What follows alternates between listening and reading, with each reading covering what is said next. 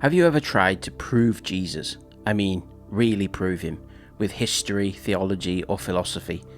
Sometimes we pile on the arguments, the evidence, and the logical steps to try to convince people. And yet sometimes it feels like we're just hitting a brick wall. People remain unconvinced or untouched. Why is that?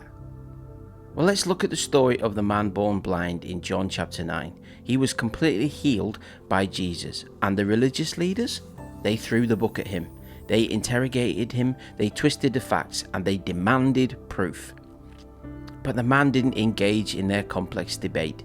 He didn't have to. He cut through all the noise with one simple, undeniable truth. One thing I do know, that though I was blind, now I see. That is the power of personal testimony. It's not an academic argument, it's an irrefutable event that happened in your life. You can argue with a theologian, but a person's own experience of God at work is much harder to argue with. Your story is your most effective, most authentic evangelism tool. This man's testimony gives us 3 clear lessons that we can apply to sharing Jesus today. First, it's not about perfect proof. When the disciples asked who sinned to cause the man's blindness, Jesus said it was so the works of God might be displayed. Your hardships, your blindness are not proof of failure. They are the stage upon which God chooses to show his great power. Secondly, focus on the before and after. The man's testimony was a contrast. I was blind, now I see. What was your blindness?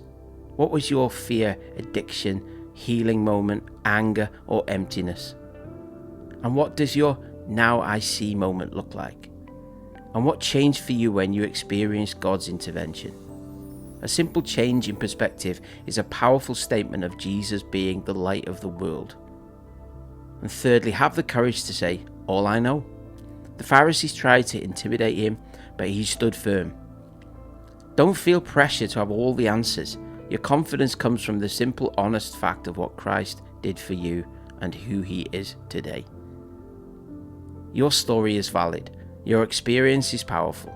Don't hide behind complicated language or fear of debate. So, practice telling your story in 30 seconds. What was your I was blind and now I see moment? Because when you share your personal, honest encounter with Jesus, you are sharing the one thing that the people you meet truly need to hear.